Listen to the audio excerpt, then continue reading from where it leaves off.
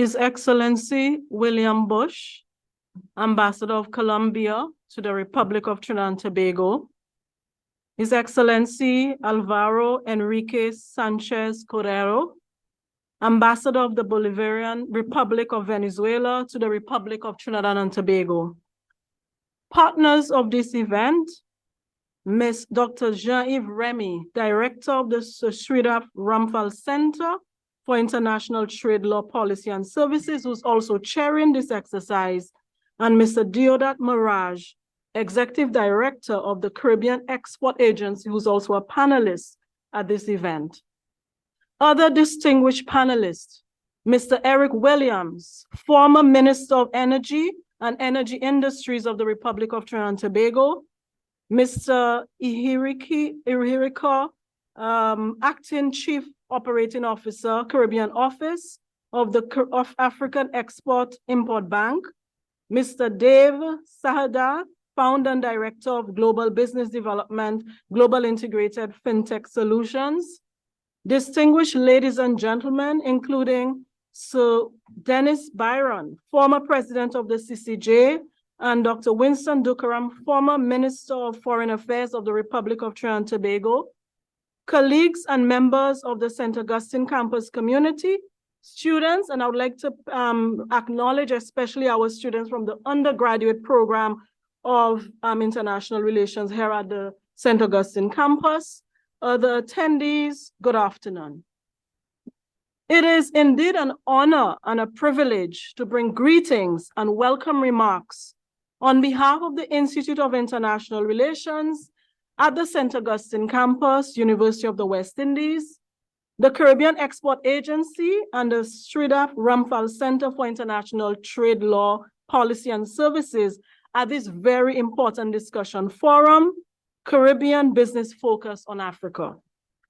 In keeping with our mandate, all of us that is, the partners who are hosting this event, we host various kinds of events intended to promote discussion and exchange of ideas on a range of issues of relevance to international relations of the Caribbean and regional development. The diversity of issues on which we engage highlights, among many things, the multidisciplinary nature of our work and its ability to bridge the gap between theory, policy, and practice. Importantly, these exercises promote public presence, generate knowledge, and advance policy development. The IR, the SRC, and the CAC sometimes execute events collaboratively with both individuals and organizations. For the latter, they include other private sector organizations, research and policy bodies, national and regional governmental and non-governmental organizations, even including civil society. On September 8, 2022, the IAR and the Caribbean Policy Consortium hosted a webinar titled Dynamics of Caribbean Engagement. On this occasion, we are honored to collaborate with the leading private sector and trade policy related organization in the region to advance more specific discussions on this topic.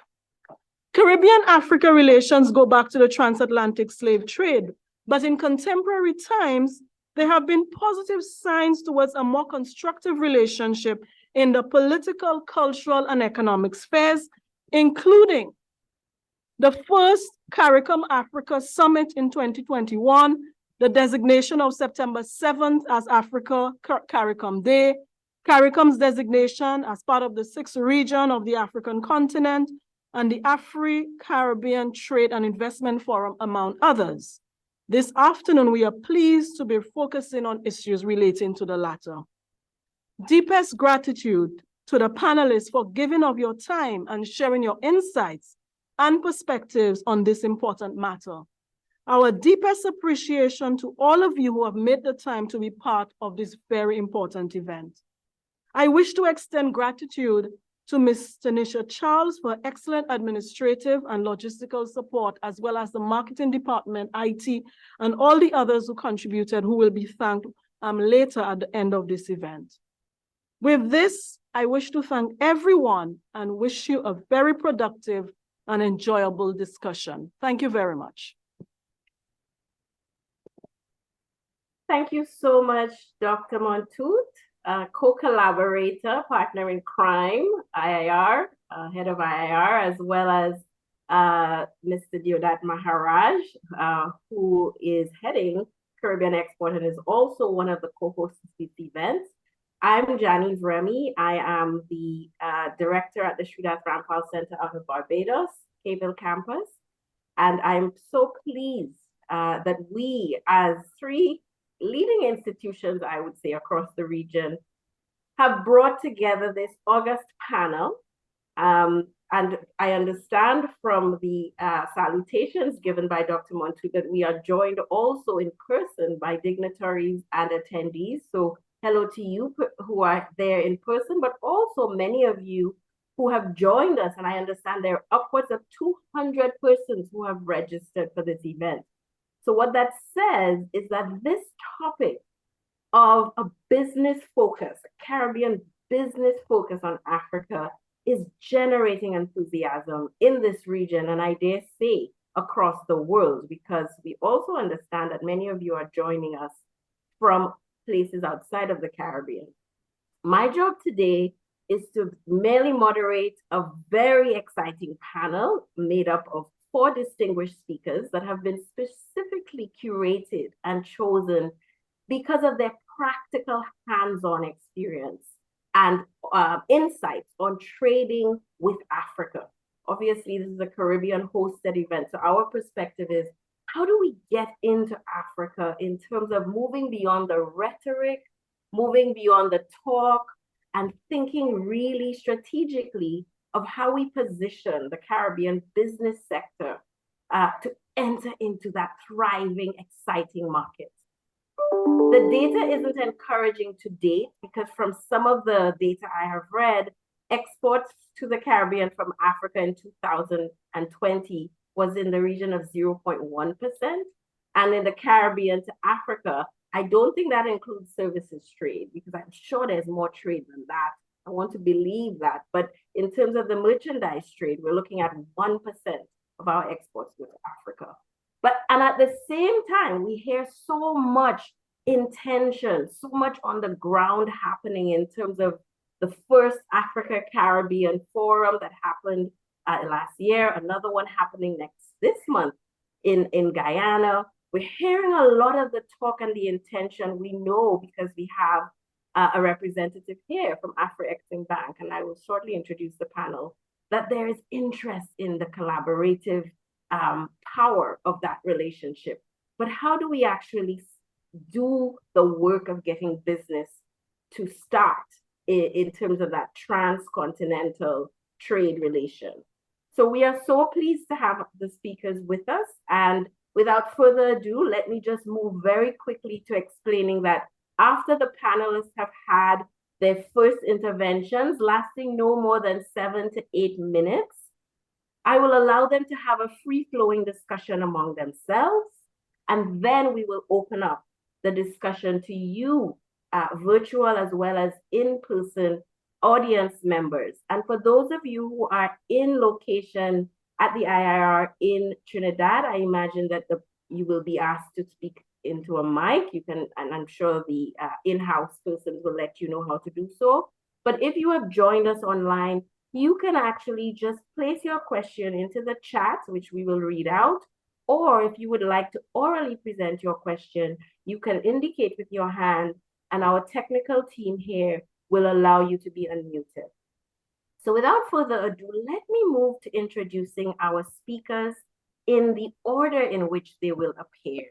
I'm first really proud to present to you Mr. Eric Williams. He's a geoscientist by profession, but also a minister, former Minister of Energy and Energy Industries in Trinidad and Tobago between 2002 and 2006. He has had quite a bit of experience, numbering over 40 years, in the petroleum and minerals exploration industries, and has held senior executive positions in publicly listed international companies in both Nigeria and Senegal. He has also worked on the continent, the African continent, on a range of projects that span the complete value chain of natural resource development. He's a critical, passionate thinker about how countries can use natural resources as growth catalysts for increasing shareholder value, the buzzword encouraging sustainable development and improving qualities of life. And he currently serves as an advisor to the African Energy Chamber for Natural Gas and Local Content. So you understand why I said our panelists were curated. Our second speaker is Mr. Okechukwu Ihejirika, who is the Acting Chief Operating Officer at the Caribbean Office at the African Export-Import Bank, which we call Afri-Exim Bank. He is a foremost Pan-African multilateral financial institution. Afri-Exim Bank, is the foremost Pan-African financial institution that is devoted to financing and promoting intra and extra-African trade, and we'll hear a little bit more about that. But before taking on this daunting task of being the Acting Chief Operating Officer, Okechukwu, who I will call Oke with his permission, has had more than 20 years in trade finance experience. So before he joined the bank, he actually worked and held a number of positions in Nigerian banks, senior trade finance positions, that is. And he holds a master's in business administration and international business from American Intercontinental University and a Bachelor of Science from the Imo State University. So welcome to the Caribbean, okay? And really, really, we are pleased to hear your key perspectives on this panel. The third speaker is Mr. Dave Sahada. Dave is a native of the island of Barbados, educated at Lodge School in Barbados, and also went to study in the United States, doing a degree in business and accounting. His area of expertise is actually in payments technologies, fintech, that sort of thing. And he conceptualized and created the One Caribbean, One Africa card, which is a payment system facilitating ease of payments domestically and internationally, without and lessening the trading actually in US dollars. His most recent venture, as you will hear, is that he is now actually the founder and director of Global Business Development, Global Integrated FinTech Solutions. And we know that a lot of the novelties in FinTech emerging out of Africa have really gained the attention of the world. So, Dave, your perspectives will be key in helping us to think about, because you've worked in this field, how do we ensure financial inclusivity when we think about trading with the African continent? So another key perspective. Last but not least, I'm so proud to also welcome Mr. Deodat Maharaj, one of the co-hosts of this forum, who himself is a national of Trinidad with extensive experience in international trade that has led him now to lead Caribbean export. Prior to that, he has served as Deputy Secretary General of the Commonwealth Secretariat, where he led work on economic and social development. But he never omits to remind us that he also has worked extensively in certain locales in Africa. So his experience here is not just in his leadership position for Caribbean export, but also a well-established relationship working in the continent of Africa. So I took a lot of time in welcoming my guests and reading out their biographies because they are so well adapted to this panel. And we have a lot of time. We have given ourselves, usually with my webinars, we're rushing, but we actually have given quite a lot of time for us to take our time and really think through some of these issues. So I thought I would do them justice. Without further ado, let me first share the mic and pass the mic over to our first speaker, Minister. I call you Minister Eric Williams, a former minister, but still. He'll explain why I'm calling him minister. And he will talk about what is the promise of Africa for Caribbean businesses. Over to you, Minister Williams. Yeah, thanks a lot, Doc. The reason she's calling me Minister, is in my time on the African continent, culturally, I've come to understand that once a minister, always a minister. So that it took me a long time to get used to the fact that people would call me Your Excellency, former Minister of Energy of Trinidad and Tobago. Of course, in the Caribbean, culturally, that is not our norm. But I had to get used to it. And in a sense, it's a good thing because it opened the door for business. People tend to think that I know something about something, and they might spend a little time to listen to me. And that has led to me to have some interesting, not just conversations, but business opportunities. Currently, I lead a team of other consultants in the energy space. But let me go back to how I first started interacting on the African continent. And it is a continent, as I think others will remind us. It's 54 countries with many thousands of languages from many hundreds of different ethnic groups across the continent. It's a very large continent. It takes about 11 hours to fly from Johannesburg to any European capital to make a connection. And I'll talk about that as well in terms of the travel issues. The first time I went I set foot on the first few times on the continent with the conferences in Morocco and Algeria and in Egypt. And in each of those conferences, persons from sub-Saharan Africa in private conversations would say to me that as a Black man, you have not been to Africa until you go sub-Sahara. Well, my sense of geography said I'm on the continent, just the northern part, because that was my frame of reference. So I was just happy to be present in Africa. Well, I went to a conference in Abuja. It was something put on by the US Department of Defense and the federal government. I was still in government at the time. And when the plane landed, I felt and heard a voice physically say to me, "Welcome home." And it affected me, it still affects me very deeply to this day. I looked around, there was nobody around me. As a minister, they had me up in first class, up in the front of the plane. So it couldn't be a physical person. And so I changed the opening of my speech the next day to say that I am the son of people who were sent away a long time ago. I no longer know your languages or cultures or customs, but all I could do is share with you what has happened to me in my own journey. And then I went on to talk about the Trinidad and Tobago experience in oil and natural gas. So as you can tell, that experience has stayed with me. To date, I've lived now in, I think it's 4 or 5 different countries. I've lived in Lagos, in Accra, in Dakar in Senegal, yeah, 4, and in Maputo in Mozambique. And I've spent considerable amounts of time in about 20 different countries on the continent, in one form or the other, either as in business. In Nigeria, I was running the activities of a listed oil company. In Ghana, I was working with a private sector group to try to write a gas master plan for Ghana. In Senegal, I ran the African businesses of a Romanian company.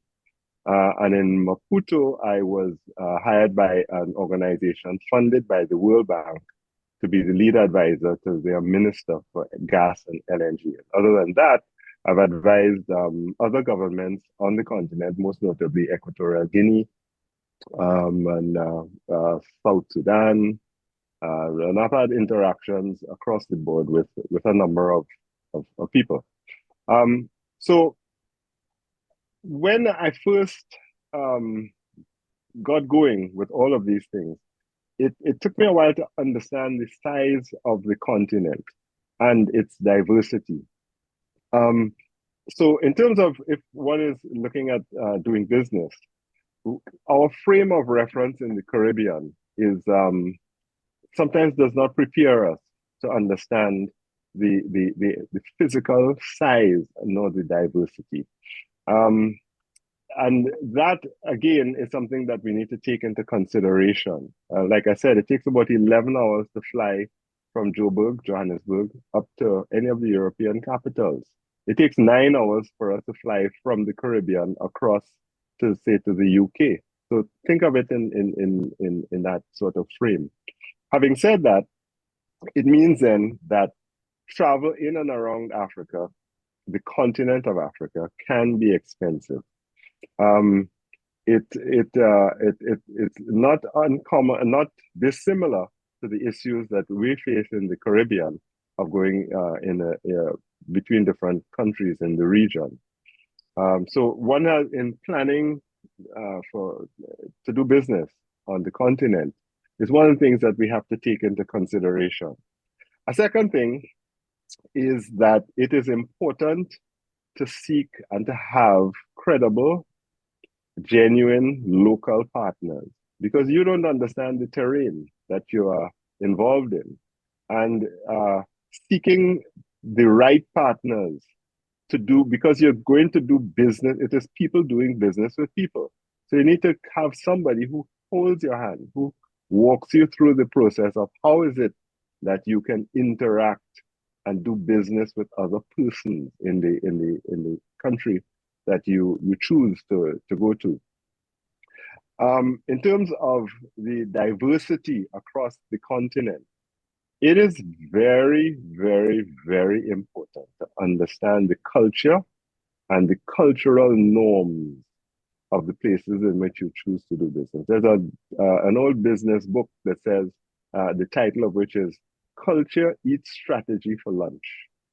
Literally, if you have the culture wrong, forget it. Forget it. I mean, you get to understand that, for instance, in some countries like Ghana and such, you know that you have become accepted when they start inviting you to funerals. I mean, now, really, in the Caribbean, when you get invited to a funeral, that's a sad thing. But no, it's a fete. It's a serious party. It is a celebration of life. And you are included in that as part of a celebrant. You have become accepted. So, I mean, you have to understand the culture of wherever it is you are doing business. You also have to understand, of course, the business environment, immigration issues, how you register your business, repatriation of funds, the value of the currency. Several of the currencies in different African countries are under pressure. So that when I was in Nigeria back in the day, the naira to the US was a dollar, 150 naira, I think it is, to the US dollar.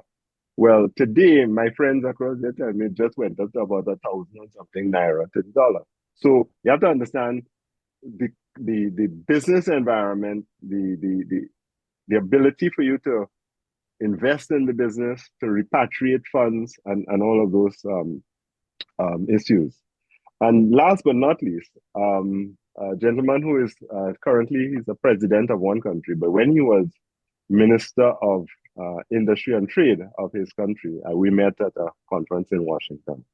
A mutual friend introduced us, and we got to talking, and he said, if you want to do business in my country, you must spend money in the hotels of my country. In other words, you have to show up to be able to do business.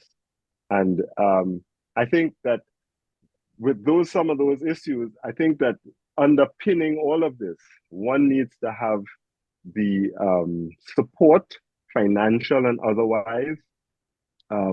One needs to have diplomatic support. We come from the tribe, as it were, of the Caribbean. My friends say, yes, he's from the Caribbean. They don't say he's from Trinidad. They sometimes say he's from Trinidad and Tobago, but they say he's from the Caribbean because the thinking has to do with one's ethnicity and one's origin and one's place of origin. So that the understanding that the average person on the African continent would have of their place of origin is different from ours. And I think that we need to understand that, and to understand that as if we can bind ourselves together as the Caribbeans, and use the limited resources that we may have in our countries to support entrepreneurs going to do business, I think that would be a wonderful thing. I think Deodat is my friend, and who I must thank you, Deodat, for causing me to be invited to this. Deodat is one of the people who has been seeking to build on that going forward. And I think if more people could get involved to understand that if you have, for instance, the government, if you have an embassy in 3 countries, but another one has in another 3 or 4 other countries, that we could somehow combine those to support our people going to do business. So with that, I think I'm getting the signal. So I thank you, and we look forward to further conversation. Thank you so much, Minister. These were some excellent points you made. I especially wasn't expecting, but now that you mentioned it, so the cultural affinities and importance, understanding signals, as you said, the invitation to a funeral has such different significance culturally in the different regions, but also you tying it into comfort of business, but then also realizing that beyond these cultural sort of signals, there's also an important role to understand also currency valuation and diplomatic relations. So beyond the cultural, also how does government and support sort of associations also provide the much needed pillars that we need to enhance these relations. I will give you one little thing to think about when we get to the group discussion is your expertise as a geoscientist, especially in these resources and endowments in Africa, and your experience being Minister of Energy. Any insights into how to invest in these specific energy-related sectors, especially the new sustainable sectors of renewable energy, I think would be really useful to kind of bring in when we get into the more general conversations. But excellent way to start us off. So now I'm going to move to OK. So OK Chiku, who I'm going to call OK because I've gotten his OK. And as the founder of the office, or the chief officer, acting officer in the Barbados office of Afro-Exim Bank, I wonder, OK, if you can give us a sense of what are the opportunities that your bank is seeing and supporting in terms of opening up the trade and investment relations between Africa and the Caribbean. Over to you for your 10-minute intervention. Okay, thank you very much, Dr. Yan. And I think, first of all, I need to thank Dr. Anita, Dr. Yan, and my good friend, Deodat, for putting this event together and giving us the opportunity to speak on it. The issue of Africa and the Caribbean relationship, I think, in my opinion, has been something that needed to have happened, before, due to the huge cultural, historical ties between the two regions. But it appears that this has been swept under the carpet for so long, either willingly or unknowingly, or a situation where people have simply just spoken about it, but have failed to take any groundbreaking action towards actualizing it. And Dr. Yan, you're very correct in your introductory message. The value of trade between these two regions is abysmally low, if not non-existent, and due to the fact that this particular topic, which should be something of great concern, of great importance to everybody, has not been given the kind of attention that it requires. So I think some of the events that have turned around, which probably led to where we are today, is the groundbreaking decision by the African Union to recognize the CARICOM region as the 6th region within the African Union Commission, so which is a good, the first and most important move. And then that means there's an opportunity to begin to put some action towards this very important issue that has only been recognized by mere words of mouth. So that is the first and most important step. Following that pronouncement, the next important thing was to now begin to put in place specific action points that could see the realization of some of the goals that have been put out there by the founding fathers. And no wonder Afrexim Bank has also taken the most important step by leading by example, in taking the action, just to put all the works into action, to make sure that we put it into something that's realizable. And of course, some of these kind of initiatives, you are trying to link two regions that are so related, will require a strong financial support. Without financing, definitely all the talks, can never materialize into any kind of word. So that's why Afrexim Bank board, in setting up the branch, set up a capital base of about $1.5 billion for start, which is to be used to finance key projects. And this is likely going to also increase up to $3 billion within the shortest period if the demands so supports it. And that's something we're working very much on to make sure that we drive it. And now, what's the perspective? What are the issues? I believe Mr. William talked about the problem of connectivity, and I think that's a very topical problem. I know coming here, I had to transit through London, and some of my colleagues who also came last week, most of them had to go through either London or New York or maybe Miami just to get here. With the historical relationship, there ought to be need for direct air links between the region. I'm talking about A-Link. I'm also extending this to include the fact that there's also limited sea connectivity between these two regions. That means if there are people who have something to produce here, which they are aiming to also export into Africa, or from Africa to this place, it means that there'll be a big problem because there's no connectivity. The logistic aspect of it is significantly missing. So, and that's an area of priority as far as we are concerned, because there is need to revisit that. There's need to finance that area. There's need to make sure that logistic aspect is strengthened out. And I give you a specific example of why this is going to be very useful. Now, in Africa, there are a lot of people who maybe like new couples who get married. They want to have dream honeymoon in the Caribbean. But when they now realize that, they need to get transit visa from here and there, then that kills it.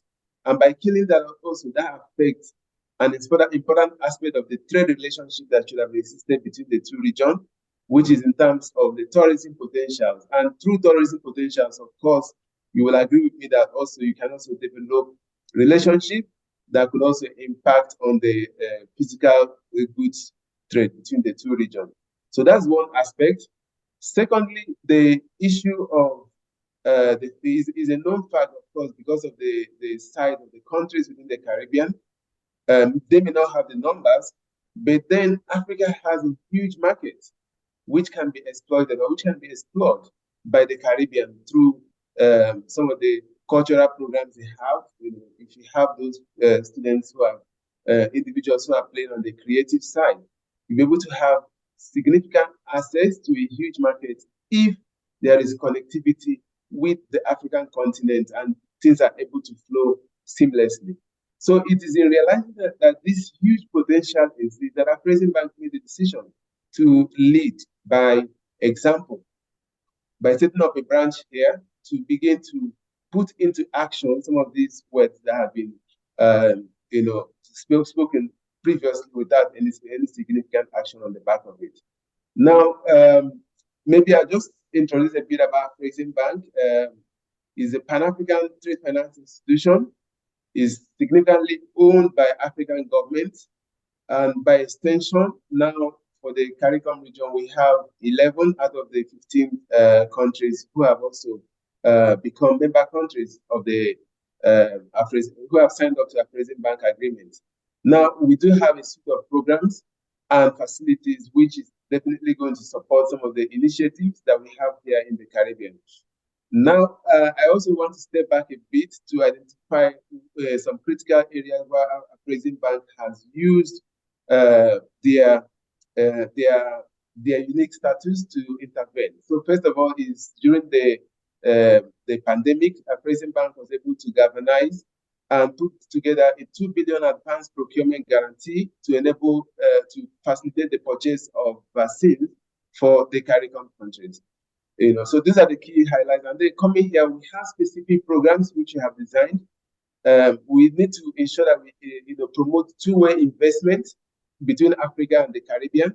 The first step of it is that we are putting together the Afro-Caribbean Trade and Investment Forum, which is happening in Guyana at the end of this month. And this is expected to bring together key senior industry participants to come in and begin to discuss some of these issues on how we can move our relationship forward, which has been something that has been swept under the carpet. We do also have a program which we created, which is the Intra-African Trade Fair. So that is now being extended to also include the Caribbean. Now, one significant thing that will happen during the next trade fair, which is happening in November in Cairo, Egypt, is the fact that we also having what we call a Diaspora Day. Diaspora Day is targeted at ensuring that the African diaspora also have an opportunity to showcase what they have to the generality of the African continent, because we've realized essentially that communication challenges have significantly inhibited the flow of businesses.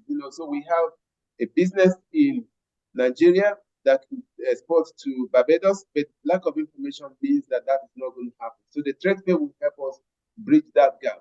And we also need to tap into the creative capabilities of the Caribbean region by enabling participants here to be able to showcase to the African continent through what we call the Creative African Nexus, which is now integrated into the trade fair. Some of the other things we've done is in terms of the exchange program that we facilitated. We do have students come from the Caribbean to Africa, to Afro-Exim Bank, to be able to do some exchange programs, just to understand the region. And I think with that, I'll just end for now, and then we'll hope to take it forward. Thank you very much. Thank you so much, OK. I'm so proud of my panelists really keeping to the time. Thank you very much for that intervention and providing a sort of a overview of what the bank's interests are, why it decided to set up in the Caribbean, and what are some of the things that it is investing in or has invested in. I wonder if I can just plant a little seed for you as well. If a business person from the Caribbean is sitting here watching this program and thinking, how is the bank actually working for me? How do I get access to any of this financing or opportunities? Do I go directly to the bank? Is this something that member governments have to intercede on my behalf? Is it infrastructure projects and products that you're mainly kind of interested in? I think I would ask you to maybe think about concretely for a business person that's willing to either invest from Africa in the Caribbean or the other way, the Caribbean exporting to Africa.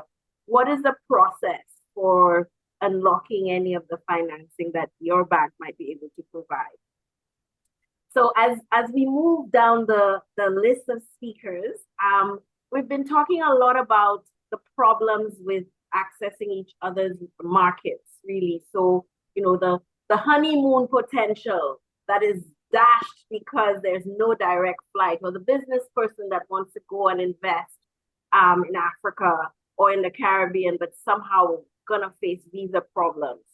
Dave, I wonder, and this is Dave Sahadath of Global Business Development founder, I wonder, being that your expertise are in something that is intangible, services and financial services, either the business of providing finance or the business financial services that provide the undergirding of facilitating the trade between our regions, but is intangible. So you don't necessarily need to fly there in order to accelerate that business.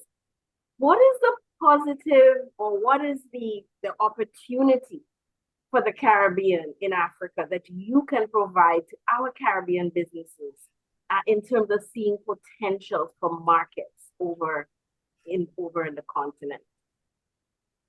Well, thank you so much, Dr. Jen, and thank you also so much to my distinguished panelists, who I am honored to serve with. Indeed, I'm among some very distinguished company. First of all, I just wanted to kind of encourage anyone that is thinking or has been on the sidelines about investing or doing business in Africa, that now is certainly the best time to do it. When we think about Africa, when we think about the Caribbean, we know that we are limited in size. As a matter of fact, when we look at the entire population of the Caribbean, we are some 44.5 million people approximately, including Haiti, DR, and Cuba. Certainly, the challenge that we've also been experiencing in the Caribbean is the fact that our population has been declining, and it's an aging population as opposed to what is happening in Africa. Currently, the population in the Caribbean only represents 0.05% of the world's population, whereas in Africa, the continent is approximately 1.1 billion people. However, they are expecting that by 2100, that it should actually account for 35% of the world's population. That is significant, and that alone should really act as a catalyst for people thinking about doing business there. Also, right about now, the whole concept of Pan-Africanism is really, really growing, and I would really say that it is the urgency of now. While we continue to experience population decline in the Caribbean, it is the exact opposite in Africa. They have a growing population, a young population. Just last week in Washington, D.C., I met a company, an African conglomerate out of Zimbabwe, and was so impressed that all of the C-level executives were all born after 1980. And I kind of felt like, almost old man in the room. But this itself was, extremely encouraging, because Africa has a lot to offer, and gone are the days, or should be gone are the days, where people think that we have all of the ideas and we're taking new stuff to Africa. No, it's actually an opportunity to collaborate and really understand what the continent has to offer. A little bit in terms of why does it represent an opportunity? It is sustainable. Due to the population growth that they're going through, due to natural resources, any company that is serious about expansion, when we actually have to look at perhaps where to invest and where it represents the best opportunity for ROI, Africa certainly has to be at the top of the list. One of the good advantages for Caribbean businesses, you see, is because many of the foreign investors have been slow to the party. And what has happened is that they want to do it, but they have some infrastructure that prohibits them from being agile. I think that agility in smaller businesses would allow a lot of Caribbean businesses to have the opportunity to actually explore and do business in Africa. Actually, Africa represents the strongest potential for return on investment. The UN Congress of Trade and Development Africa said that it is between 2006 and 2011, the inflows of foreign direct investment was stated at 11.4%, compared to 9.1% in Asia and 8.9% in Latin America.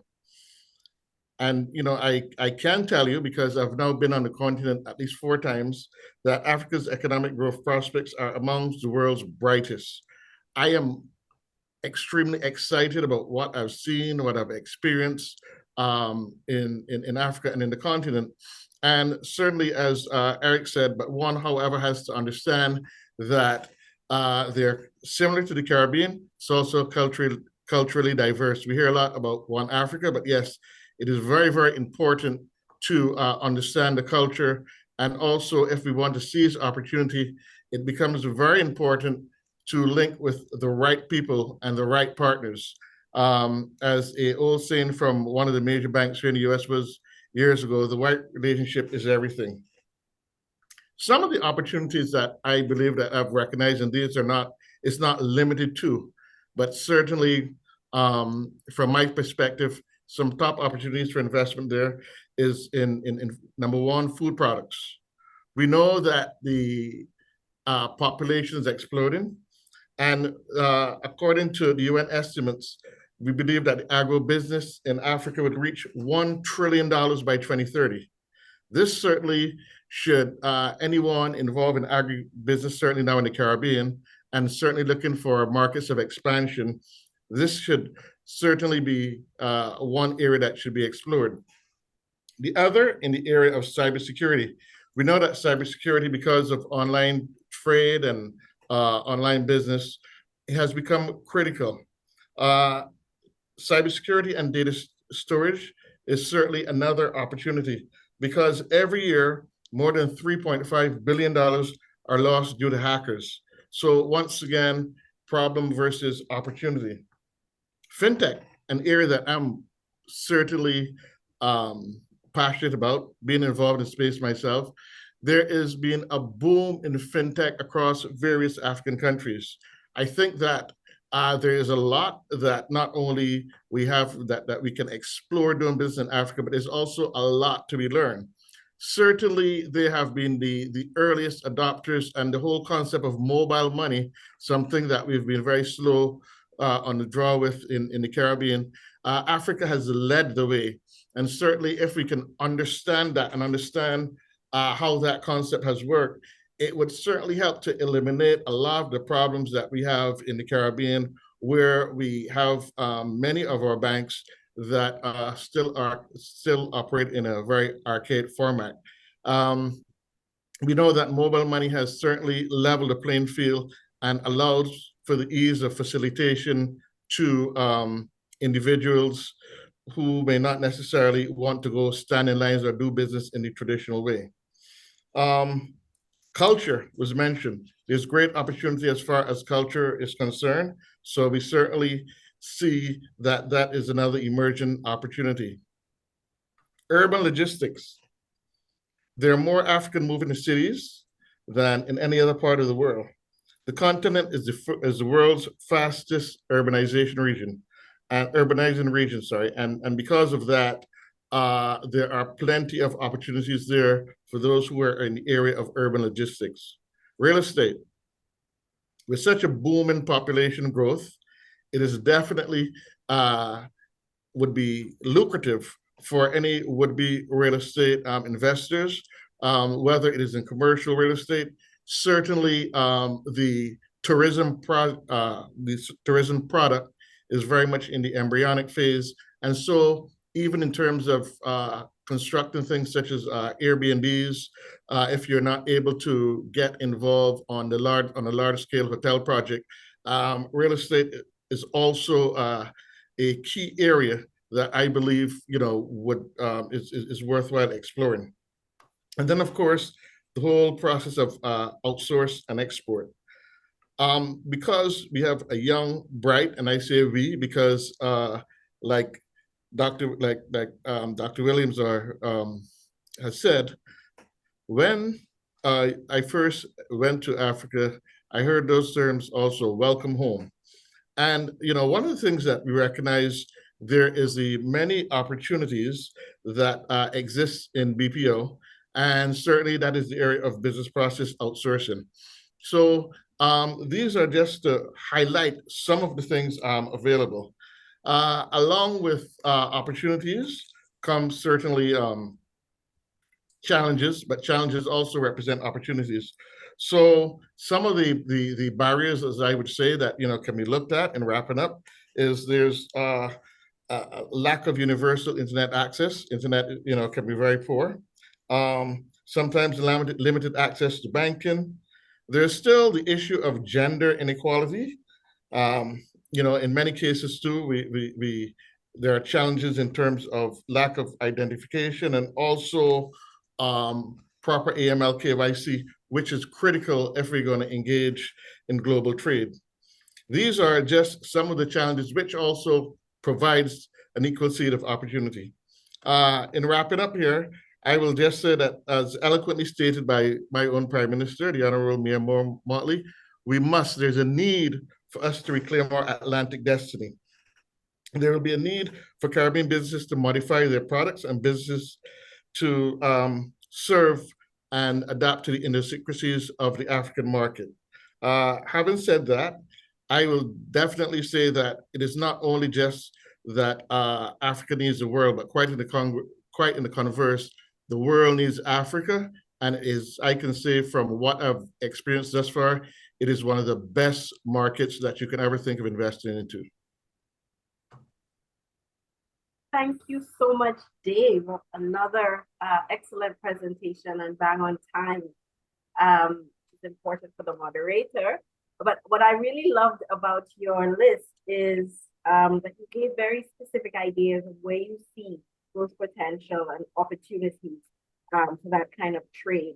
And then you provided a list of challenges.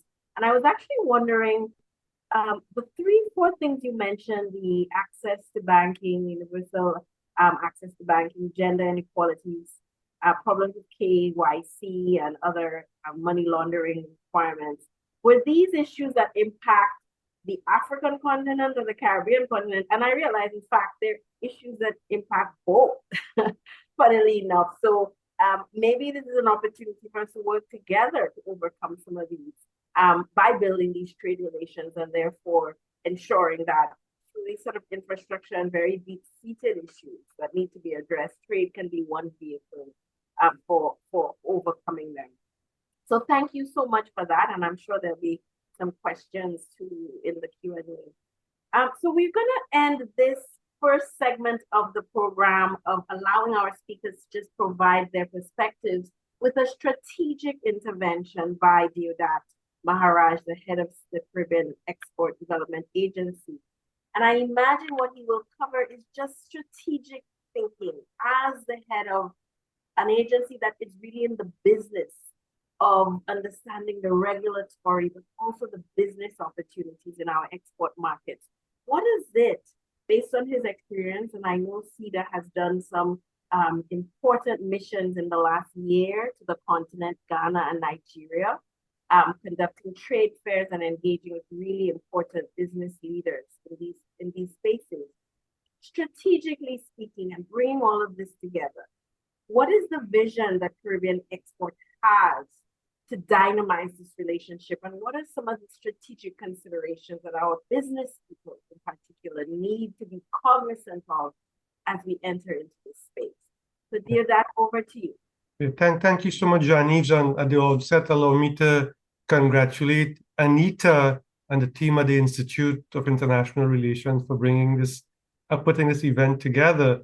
I mean, I'm a former graduate and a proud one of the Institute of International Relations. So well done. And I think when we think about Africa and we think about our centers of excellence in the Caribbean, I think one is to do the pioneering and path-breaking intellectual work, but also come up with an agenda for action. So I hope this would be the first of many such interventions and engagements as we seek to identify practical and concrete ways to deepen our trade and investment relationship between the Caribbean and Africa. I think, Janice, much of what I wanted to say would have been said by my dear brother, Eric, who was my neighbor when I was in Mozambique, and we led a trade mission in June of this year to Ghana, and Dave was with us, because I actually believe the best way to advance this relationship is by us at Caribbean Export helping. We can't do it on our own, but helping with partners such as U.W.I and the Afro-Exim Bank and others to create a platform for business, to engage with business, to create business. I think in the Caribbean, I think there's a lot of goodwill, and we have recognized the massive opportunity that Africa represents for us in the Caribbean. But at the same time, I'm an optimist at heart. But we also have an inordinate capacity to talk in the Caribbean. And to my mind, I think we need less talk, more business, less talk, more action. And that's why we at Caribbean Export undertook that initial mission to Ghana in the first instance and Nigeria. Couple key points I just wanted to make in terms of thinking ahead. Eric said it quite clearly, and U.W.I understands it, I mean, I think in a very sophisticated manner as well. I mean, Africa is a massive place, 54 countries, and we in the Caribbean oftentimes think Africa is a monolith. And it's far from it. In my first posting in Tanzania, where I spent a couple of years, 120 different ethnic groups, each speaking a different language. Nigeria is a continent on its own. I mean, such is the complexity and sophistication. So I think, one, we have to recognize that we have to disaggregate how we engage in Africa. My own thinking is that we have to start where our strengths are. Our strength is in terms of where our people came from, right? And largely West Africa. When you look at, there's a direct shipping route, direct air link, as Oki was talking about, a direct flight from Lagos or Ghana to Port of Spain or Barbados would be like 6 hours. The same amount of time, Jean-Yves, that we take from Piaco in Trinidad and Tobago to go to New York. Okay? So start where our strength is, West Africa. Why West Africa? Common legal system. We already have a footprint, Republic Bank, with which Caribbean export. We have an MOU. Republic has had a long presence, I think over 2 decades in Ghana, with a lot of good business connections and a strong network that we can leverage off. Because as you may know, Republic Bank is the largest indigenous bank in the Caribbean. I saw Anthony Gafour made a comment, and I would want to respond to that as well, is how do you avoid dealing with questionable middlemen, okay? In Africa, I would say, and for Africans in the Caribbean as well, what we have done at Caribbean Export in concrete and practical terms, Dave was with us, we actually vetted business associations and signed MOUs, for example, in Ghana, with 3 of the most highly reputed business institutions. We did the same with Nigeria. So for our business people going there, they need not start from scratch. Also with Republic Bank as well, as a key partner, you can have vetted business partners to engage and deal with. The second point I wanted to make, in addition to saying we should start where our strength is to really recognize that, you know, when I was serving in Mozambique, and Eric is a much more polite person than myself, and Tanzania, nobody knew what Trinidad and Tobago was. And I'm proud and flying over Trini flag and Trinidad and Tobago. Nobody knew Trinidad and Tobago. Brand Caribbean can help position us better, I think. And therefore, when we think about profiling ourselves and raising our visibility, I think it's really critical to think collectively of profiling us as Brand Caribbean. Trinidad and Tobago, as much as I love my country, I'm in Barbados now. The populations of these countries, Oki will tell us, is perhaps a big village in Nigeria, but he's also a very polite person and may not say that, right? But I think I can, risk making that comment. The third point, I think we heard Dave speak about the creative sector. Africa is the youngest continent on the planet. And therefore, that youth population, and I think about Rising Africa, massive and growing middle class, with a hunger and thirst for music, for culture, for the expressive arts. And here in the Caribbean, we have much to offer for a massive market. But what we have to do, we recognize that there are challenges with respect to air and other links, transportation links. But the question is, Dave, how do we leverage technology to generate the content, leverage platforms such as YouTube and Spotify, and reach that market of 1.5 billion people in terms of the creative arts? The next point I want to make in terms of how we engage with Africa, I think we have to leverage our strengths as well. I think exporting merchandise products, I think is difficult given distances and cost of shipping. Therefore, for us, it's about identifying what are the premium products in the Caribbean. Think a premium product for a premium market, for a premium customer base, for a premium price. Think about El Dorado rum, 15-year-old rum from Guyana, or Angostura 1990 now in Barbados. I must say Mount Gay as well, Dave, you're a Bajan.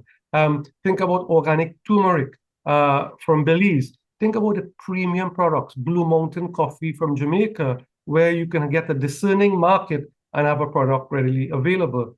At the same time, on the services side, Oki mentioned tourism, but we also, here in the Caribbean, nobody in the world, no region can do tourism better than us. So we have a lot of expertise in the sector, but we are not tapping and we're not commoditizing and packaging our services, technical expertise, and exporting it abroad to places like Africa. Now, Eric is an outlier because Eric has done fantastic work with his expertise in the area of energy.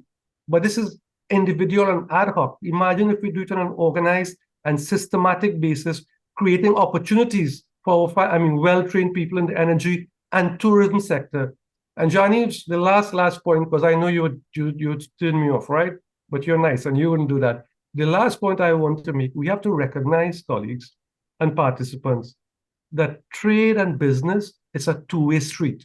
It's not us trying exclusively to access the African market.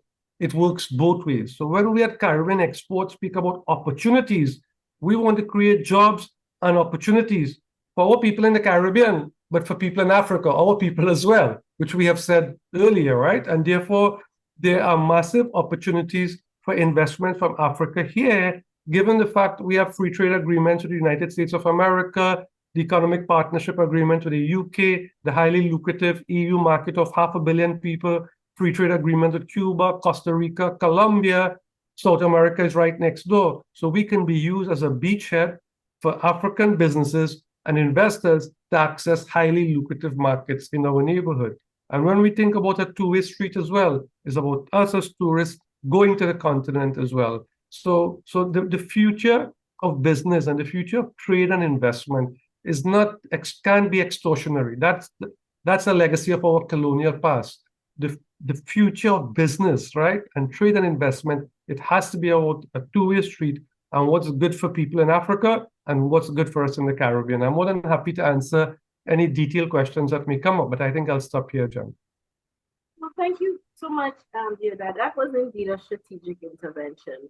I was particularly, and I know it was first raised by Eric, in the context of the importance of identification of where you're from. And although, Africa is a continent of 54 countries, and a lot of what I understand, the recognition and identities around the tribe, which it's not necessarily exclusively a country identification, but it's also below the state at the level of the tribe.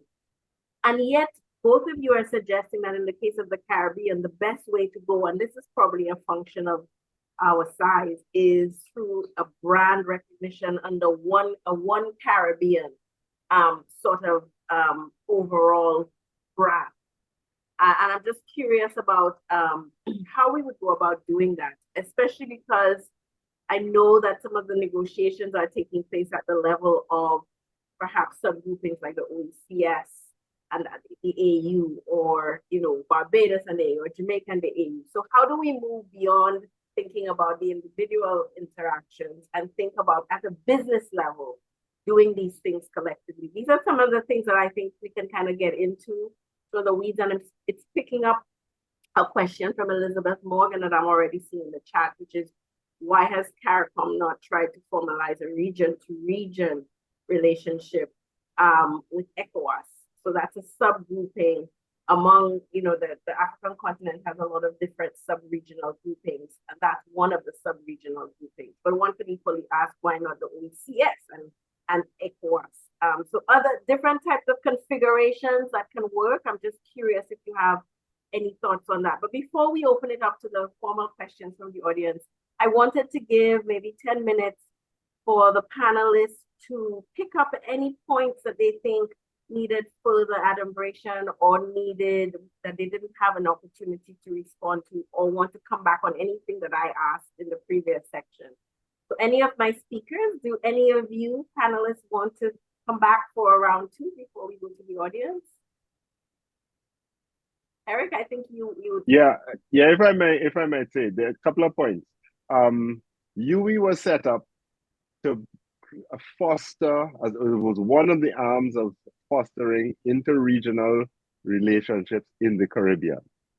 The idea, as I understand it, was that people from different islands would come to the same campus and form long-term relationships. I think that model, we've gone away from it. I think people have gone back to their countries, and all of a sudden I'm from here and you're from there. And I forget, you forgot that you were sitting in class swatting together. And I think that we need to try to find a way to revisit that as a people and understand our place in the world. What is it? Size, the economy of scale, and scaling up ourselves. Yes, we are a tiny dot. Yes, I mean, when I tell people I'm in Maputo and I say, well, they ask you how many people in your country? I say, oh, 1.4 million people. And they say, oh, well, that's equivalent to that place over there. I mean, it just doesn't go. But I want to say, though, UWI, and because I'm on the topic of UWI, in terms when we're talking about business opportunities, there are education and health and other business opportunities, for instance. Because of its size, there is an underserved population on the African continent for proper education. UWI has an open education campus. That is a huge business opportunity. And I say this because I kind of started a conversation with a certain person about it. But I want to say that, yes, I mean, it is a huge business opportunity to be able to provide either micro credentials or full credentials. I remember trying to get UWI to do UWI, well, I tried to get a part of UWI to do it, and nobody would take it up. Back in the day, I managed to get my own university, University of Houston, to partner with Petro SA, the first Black management of Petro SA, and they graduated 26 master's degrees in exploration geoscience, the first of its kind in the world. UWI should be doing that. That is a business opportunity. In terms of travel, the point is well taken. There have been bilateral arrangements to do cross-Atlantic flights. I remember having a conversation with an executive of an international oil company, again, back in the day. His beat was Latin America and West Africa. He was the president of those regions for his very large company. And he was complaining to me, he said, but Eric, I have to, if I want to go around my beat, I have to go so, to come back up so, to go so, to go back down. He said, look, if my workers who are working on a rig or whatever it is in West Africa, living in Oklahoma or in Calgary or whatever, if they come straight across, in wintertime, they might be able to say, hey, wife, children, cousin, family, whatever, it's winter in Calgary, but I'm landing in Barbados or in Trinidad. Why don't you come and meet me here and we could go to Grenada or Antigua? I mean, there's a whole set of potential synergies that we should be trying to tap into. And then last but not least, I think you pegged me on the energy business, also of renewables and generally on the energy sector. We have a lot of expertise we have a huge brain trust, let me just put it this way, throughout the Caribbean region. And yes, dear, that is correct. I ended up exporting myself because I had to survive. And doors opened for me there by the grace of God, and relationships that I had built over the years and family support. But yes, instead, we are seeking, as some of our places are seeking, to export our institutions or our state companies. But we could also be exporting in a formal way our service companies or our technicians, our specialists in this or that or the other and the next. And I think that is also a huge untapped potential that is that's just waiting to be accessed. Thank you so much, Minister. I'm seeing a lot of questions piling up in the chats, and I don't want to leave it for too long, but I just wanted to give any of the other speakers an opportunity to be responsive, and then we'll quickly go to the growing list of questions that we have. So one other area I wanted to chime in on, and someone had asked a question around that. I think one of the things that we need to encourage our Caribbean governments to focus on, and that is this area of have the embassies focus more on commercial, right, and business, right. For example, Barbados has to their High Commission in West Africa a commercial and business attaché, and that has been paying dividends. And we believe that collaboratively, I certainly saw this as a great initiative. And we believe that if we can have the various countries and have their various high commissions and embassies and whatnot pay closer attention, to this. This is also one of the things that would be able to help businesses in the region that are seeking to come into Africa. So we believe that this is another form of diplomacy, all right, that should definitely be looked at. I know someone asked a question around that, and yes, we certainly think that this is something that governments should focus on. One of the other elephants in the room that people don't like to mention, and certainly we've seen emerging alternatives, is the fact that a lot of countries are restricted because of the dependence on the almighty US dollar. This has been a challenge, and certainly it is something that I believe is being addressed. We believe that this reign is probably soon coming to an end, but we do know that in order to have, as it stands right now, it is a challenge for any type of meaningful bilateral trade. And I never could really understand, well, I do understand why it is so, because it benefits, the powers that be. But I really think that we ought to pay attention in those mechanisms that will allow free trade without having that dependency on the US dollar. That has been a pet peeve of mine. And certainly I believe with the intervention of Afrimix Bank and others, we ought to be able to solve this problem. So much, Dave. Interesting. And like you said, that problem is going to come to an end soon. I was at the AfriX in the Caribbean office launch, and one of the discussions was about Barbados and the Bahamas central bank governors trying a sandbox of a clearing system between banks.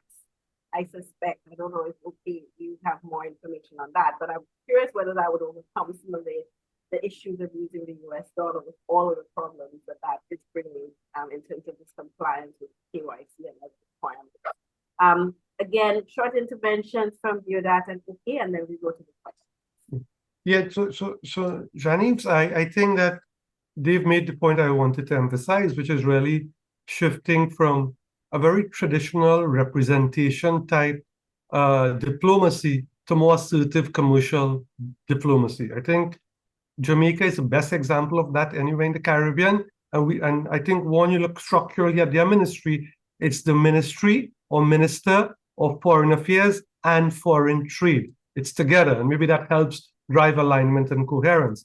And the second point I wanted to make is that in addition to Africa being complex and big and we need to build relationships, I think we have to build relationships with like-minded and like-sized states. So whereas we continue to deepen our engagement, I think we need to focus on African small states, Namibia, Sierra Leone, Seychelles, Cape Verde, Botswana, Lesotho, because they are similar in size and challenges to our countries. And it's important to foment and develop a diplomatic relationship with those countries. And they can also in turn serve as advocates for us in the halls of the African Union, where South Africa may be interested in something else, Nigeria in another region or another issue, but we need champions in the corridors of the African Union, and we need to find a way through our diplomacy to achieve that. Thank you. That's a really important point, and that's why this collaboration between your entity, IIR, and the SRC is so important, is because there are different strengths that we draw from different disciplines. So you're making the point of how you build diplomatic relations with some of these smaller countries. Maybe the export interests may be different or may seemingly be less,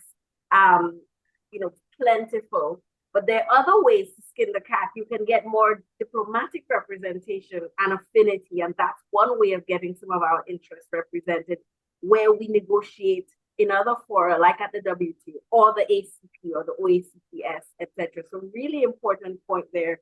And I did see one question. There was a question about, I think from you, Minister, about whether there's the twinning and the greater recognition of credentials from universities in Africa. And I saw that the the Professor Emerita, Jessica Byron, mentioned that especially IRR and U.W.I, I know Halima Deschamps is also working really with the University of Johannesburg on joint degrees. And there are other initiatives like that at the university. I know, for instance, there's a joint degree on medical training. And I think I just read in a newspaper in Barbados that there was a Ghanaian student who had enrolled in the U.W.I program for medicine. So these things are happening, but certainly not at the scale and pace that we need to engender these relations and business opportunities. So point well taken. And over to you, okay, for your intervention, and we will go to the questions. Okay, thank you very much. And so for me, I think it's important that we realize the role of having to make connections between the two regions.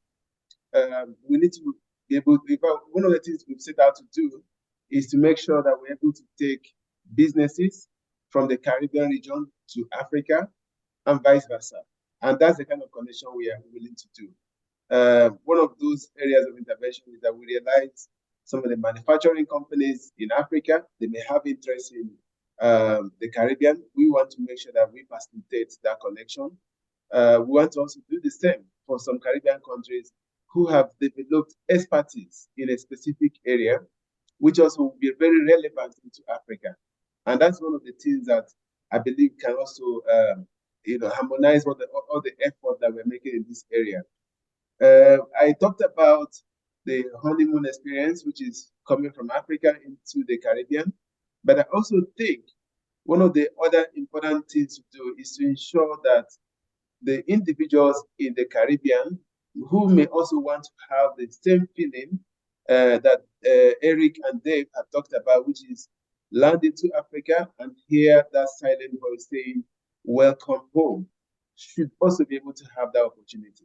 Because that connection, has a lot to do in terms of encouraging the people to be able to do, to be able to realize that connectivity we're talking about here is actually very much real. Thank you. Thank you so much. Okay, so I'm gonna go to the. And sorry, if I can also talk about the last point that Dave mentioned, which is very important, about removing the dependence on USD, right? So this is important. And to that point is the fact that we have the Pan-African Payment and Settlement System, PAPS, which has now been adopted by the central bank governors of the Caribbean region. The central banks is undergoing a lot of tests at the moment to be able to be now adopted as the platform for intra-regional payment. Now, let me tell you what that will help achieve. First of all, you will be able to see somebody in Guyana pay with Guyanese dollars to somebody in Barbados who will receive it in Barbadian dollars. So that would mean, there's no point saying, oh, USD this, USD that. That payment happens. And at the end of the day, since payments are going to flow both ways, let's say from Trinidad to Barbados and back, at the end of the day, what we will now do will be to do the settlement. And why this is going to succeed is that now there's an independent party in the form of Afrexim Bank, in the form of PAPS, which is a subsidiary of Afrexim Bank, coming in to handle the settlement. Handle it in such a way that it takes away the responsibilities from the central banks who will, maybe have issues having to do settlement, but taking it away from the actual payment in the sense that somebody will now come in, maybe the account is not funded, then we can look at how do we put it in place like an overdraft for the central bank to make sure payments go on. And this, we believe, will ensure sustainability. And once we're able to connect the entire CARICOM through this platform, then we also be able to link it up to the mainland Africa, where we already have the ECOWAS region sign up to the PAPS platform. So that facilitates the payments. So somebody who's going here to Ghana can make payment from here easily and have it received there without issues. Thank you so much. Well, thank you for that information, because a lot of times there are things happening and people don't know exactly the status. So thank you for that.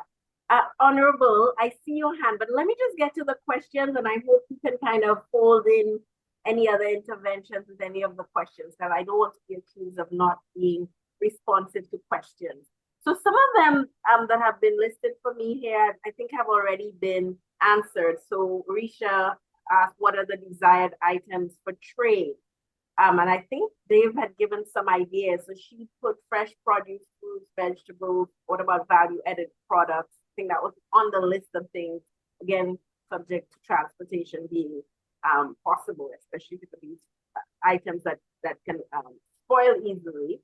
So concretely, anybody doing work in that space, anything that you want to add in terms of the areas where the Caribbean really needs to focus? But I think we had some discussion on that. There was also a question by Justice Gafoor, I think you that answered that, which is what steps can be taken to assure Caribbean businesses are they are immunized, I would say, from fraudulent transactions, especially in the area of identity theft. And that's maybe something I would ask Dave to think about because of his work in fintech, maybe.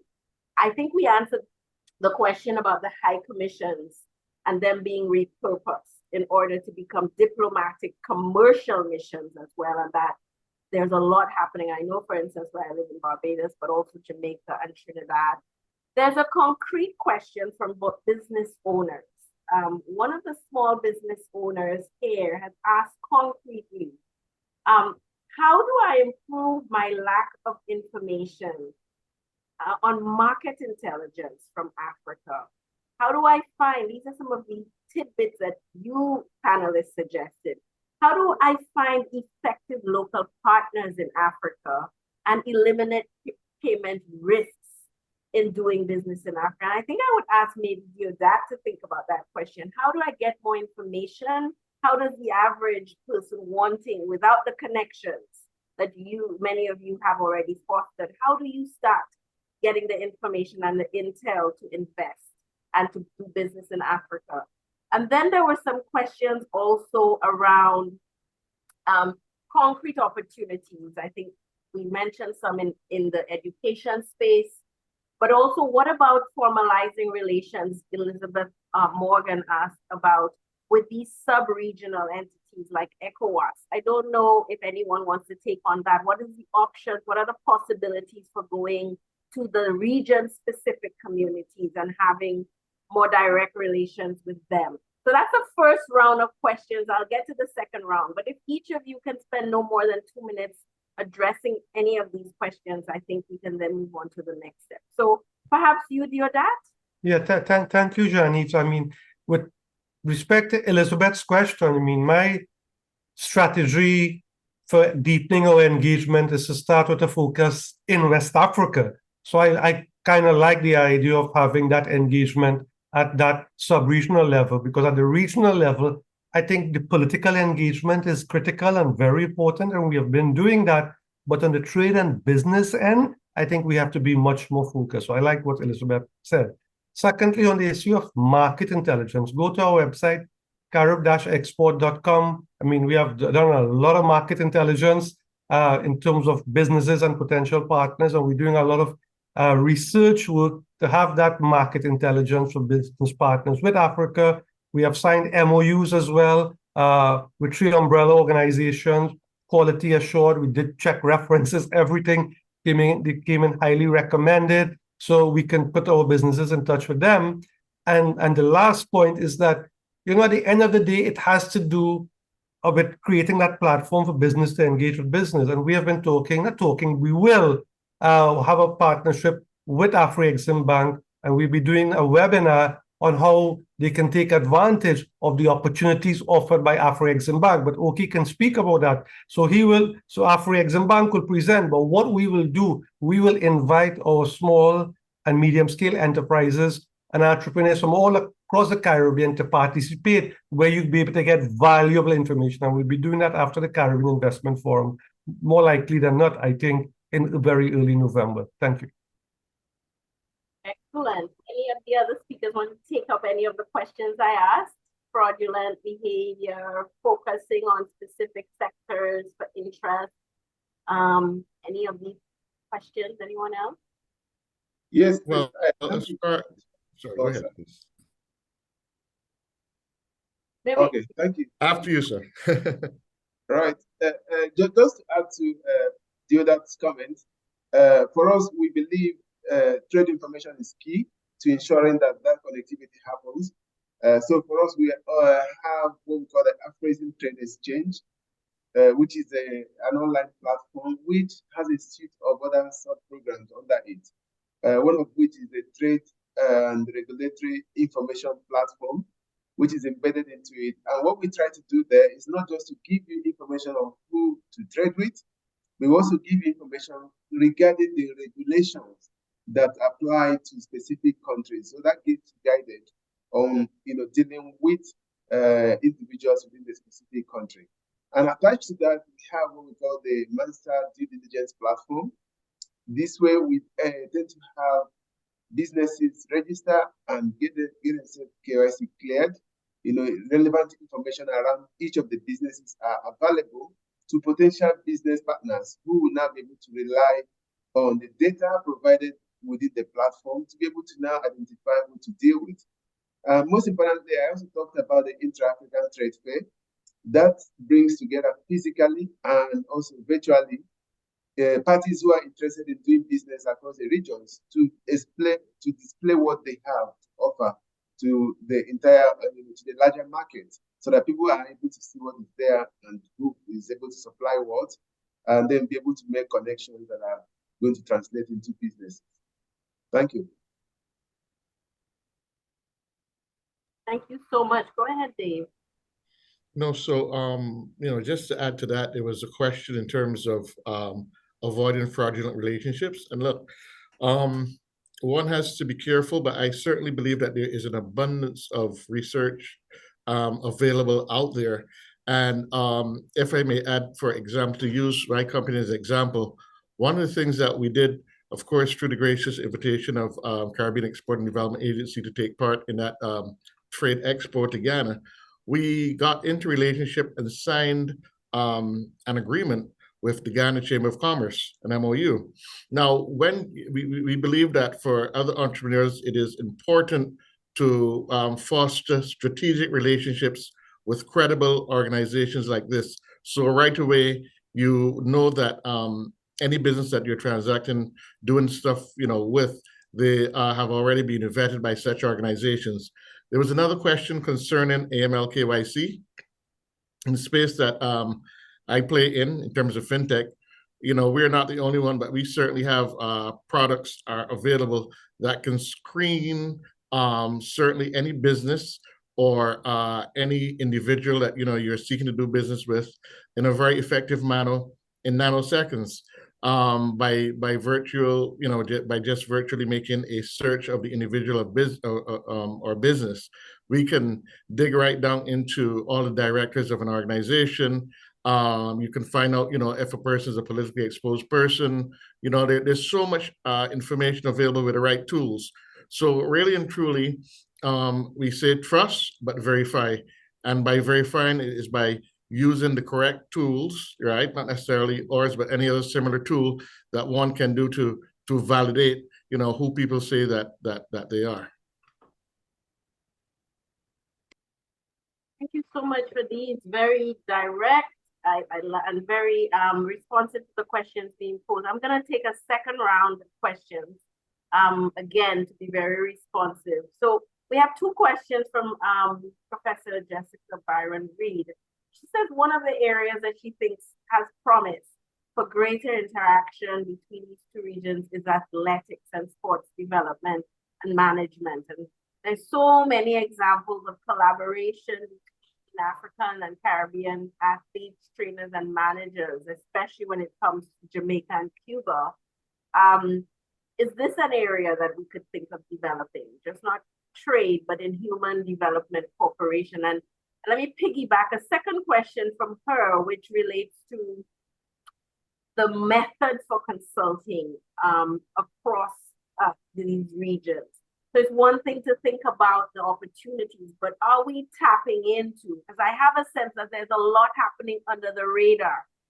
Are we tapping into our governments, our agencies, our institutions, tapping into the existing relationships? So her second question, which I think is important to pose here, is in terms of the business development in Africa, to what extent are governments, and I would expand that to also BSOs, etc., really consulting with the people in the cultural and creative industries who have been doing these collaborations in artistic ventures with Africa colleagues, whether in performing arts or visual arts, and what are the channels that we are tapping into? So for instance, I know that you're doing a lot of work on this.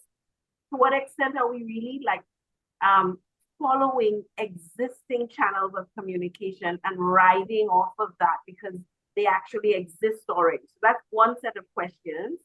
Then Elizabeth Morgan had another question. It's one thing to talk about exports of goods and services, but countries have to be able to produce to meet demand and to be able to compete in Africa.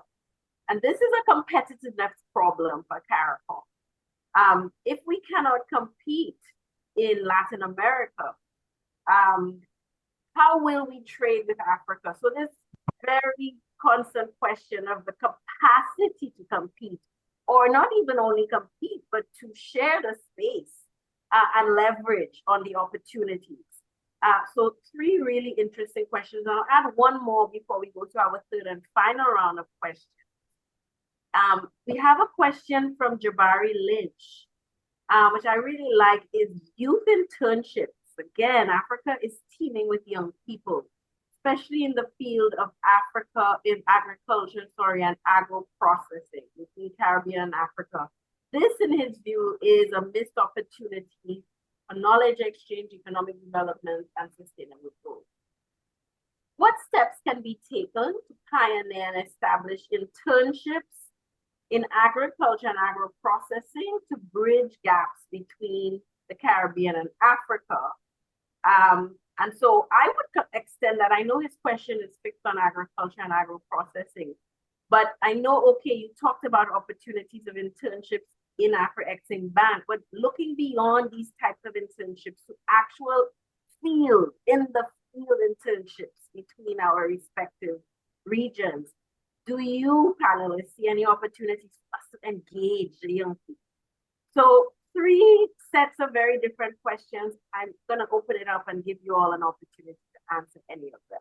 But let's start again with Deodat, because I started the questions of building on thing. I think Janice's Elizabeth's point, I mean, is really truly valid. And in my intervention, you may recall that I spoke about focusing on premium products, right? For a premium market at a premium price. I don't think, and I've been in this business for some time, that we can mass produce and compete with items that are for mass production.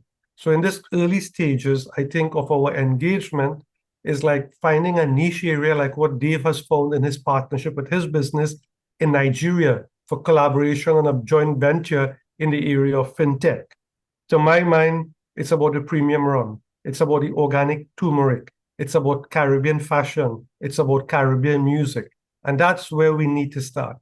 Connected to that really has to be the importance of having focus, okay?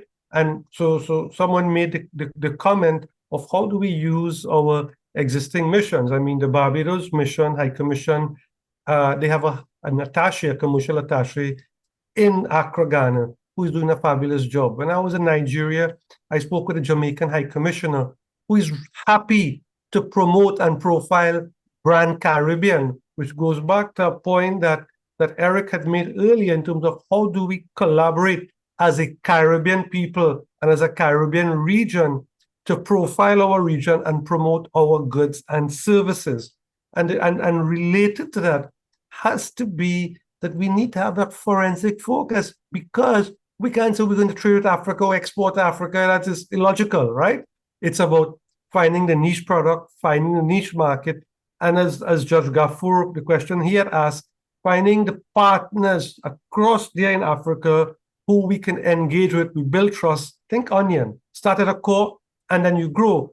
But at the same time, the narrative from our side, it's a two-way street. It's not only selling goods and services to the continent, okay? It's about giving opportunities and creating opportunities in frontier technologies, whether it's leveraging technology in agriculture for the Caribbean. Kenya is fantastic in that region, whether it's in green economy transition, innovation, digitalization, technology, leveraging expertise from places like Rwanda. Thank you. But Deodat, I just want to put a plug for you and for what you are doing at Caribbean Export also is there seems to be a lot of questions or uncertainty about where you find this information.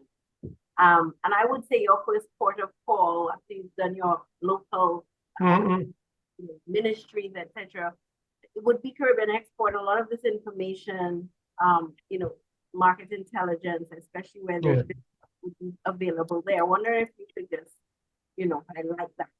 Yeah. Where to look for that. So, and I see that some questions are being answered in the chat by some of our panelists, like where is the Afrexim Bank office based? And thank you, okay, for providing that information. There's also a specific question to you, Deodat, from Adrian Nunes, that you may want to answer. But anything else on the batch of questions I asked about working with existing collaborations that you may be aware of? Any of the other things that I was raising about internship opportunities for younger people, working. Okay, I see you unblock your mic, so do you want to jump in here? I talked about the internship opportunity. So we've started that.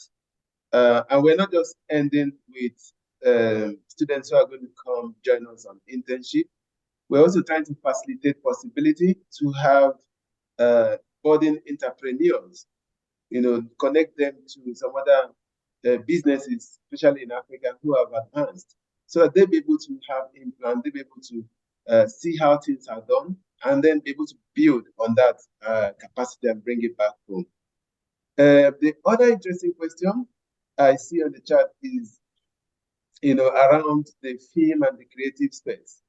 I did mention that we have this Creative Africa Nexus. So one of the things we've achieved on it is to try and bring together those who have made it on the creative side, on the film industry, into the same room with those who have intentions of also developing.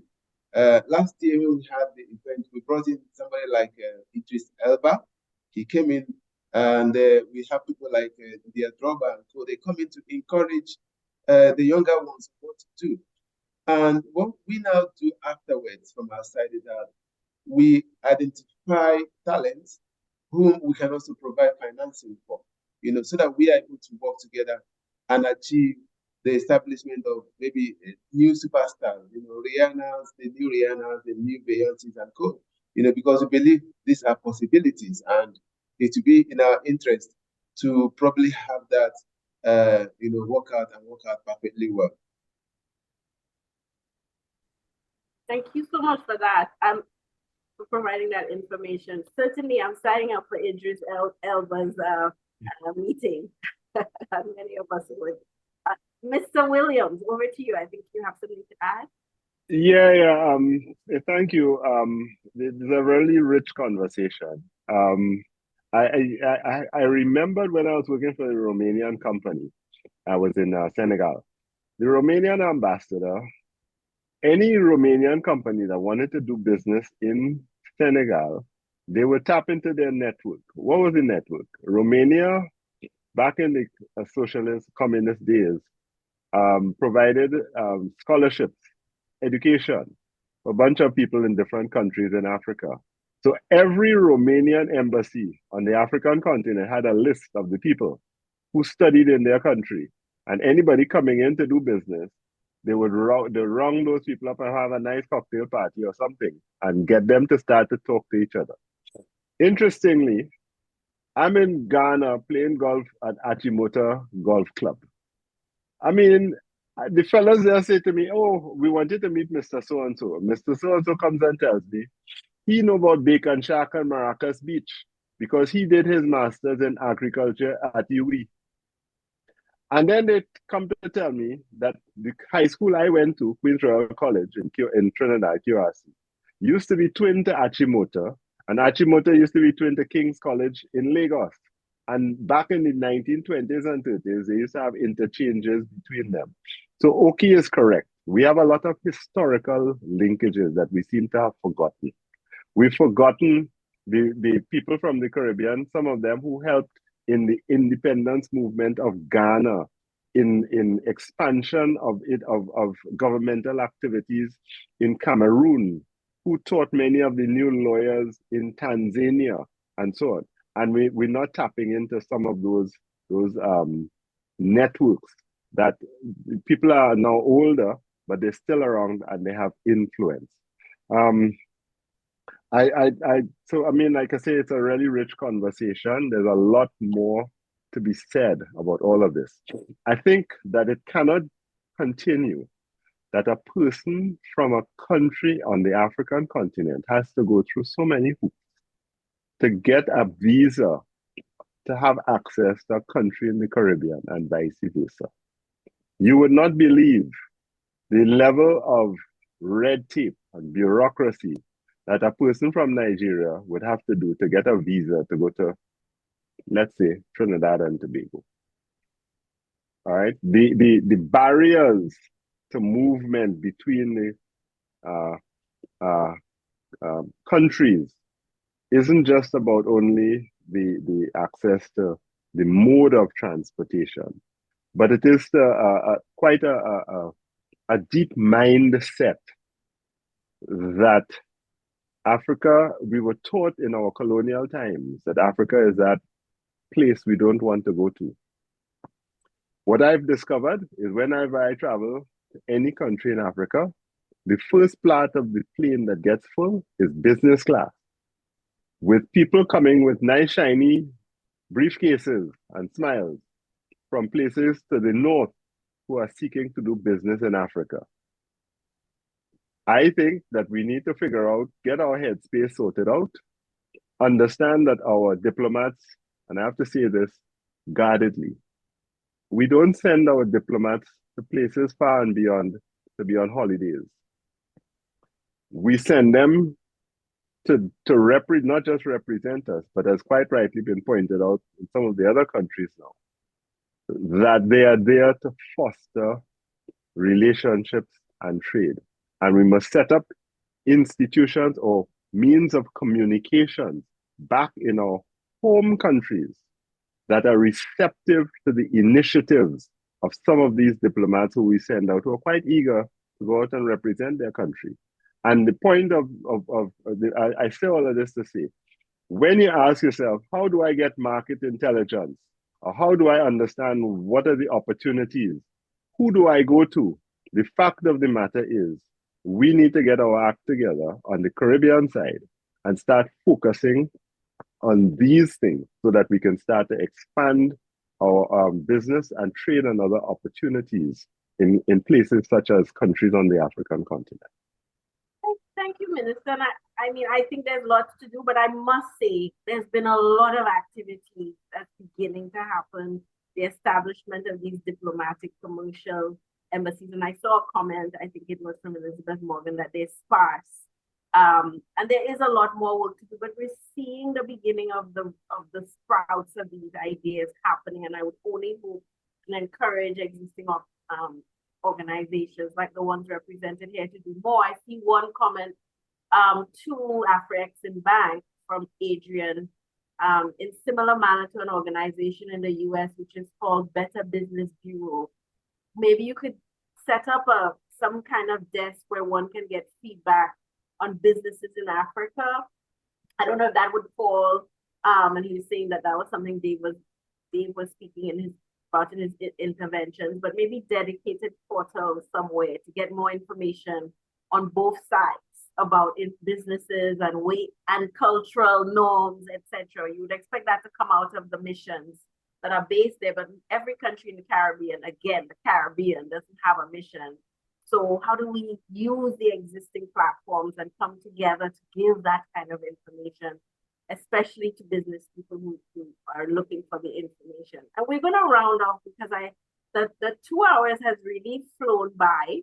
I want to recognize, I've mentioned her questions, but recognize Professor Jessica Byron, who Anita alerts me to the fact that it is her idea. This is actually her brainchild, this seminar in the first place in conversation I believe the Deodat or others, to have this kind of forum. So really want to thank her for her thought leadership, and obviously Anita for carrying it through in having this this forum actually happening. And if you just course through the comments, there's a lot of things that have been said, and they were not questions, but a lot of ideas, a lot of reactions that I hope those of you on in the audience, as well as those of us on the panel, will take forward. Before we end, and I give our panelists an opportunity to say brief closing remarks so we have enough time for the vote of thanks. I think we heard a couple of things that are coming up this month. We have the Africa Caribbean Trade and Investment Forum happening in October in Guyana this month, which is part 2 to the first of these, which happened in Barbados, I think last year. We have Deodat, the Caribbean Investment Forum that is taking place in the Bahamas, the 23rd, I think, to the 25th, which is a place to hear about business opportunities for Caribbean investors, but also outside investors to come to the Caribbean and ask Caribbean Export for more information. And I think, okay, you mentioned that there is a big Africa Fair happening this year in Egypt as well, later on in November. So a lot of opportunities to understand the business opportunities across Africa and the Caribbean. So business people should be chomping at the bit. I do want to give my panelists a last opportunity to provide 1 minute, 1 to 2 minute parting thoughts, and then I will turn over to provide to the person giving the vote of thanks. So let's start in the order in which the presentations were made. Honorable Williams, would you like to say some parting words? Yeah, sure. Thank you very much. I have one graphic I use in some of my presentations elsewhere. It says, sometimes the thing that is holding you back is all in your head.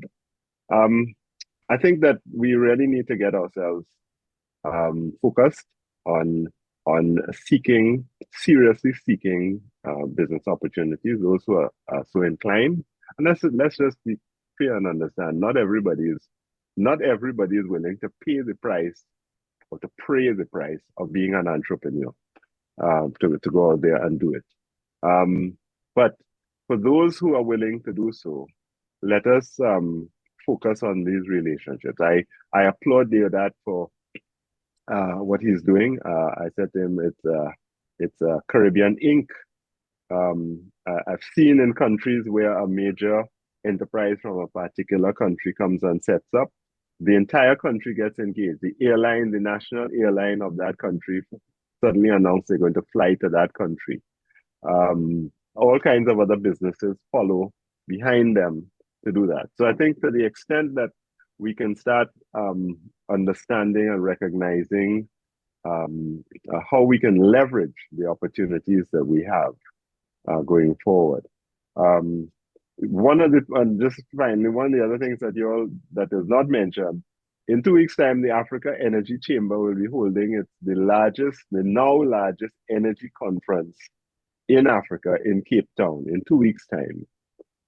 I think that there might be 2 of us from the Caribbean who will be present.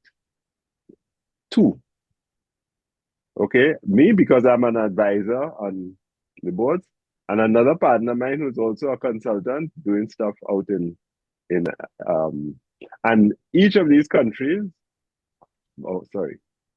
several of these countries, people at different levels express interest in understanding how some of the countries in the Caribbean have been able to manage to do a lot with a little bit of resources. We do not understand our value as people of the Caribbean and the wealth of brain trust that we can bring to the table. And to do so in a means of exporting our, not just people, but our services and our knowledge in a way that fosters business and trade.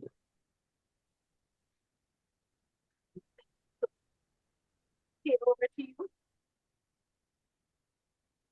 Okay. Your closing remarks, if you have any. Yes, thank you very much, of course. Just to say thank you very much for putting this together.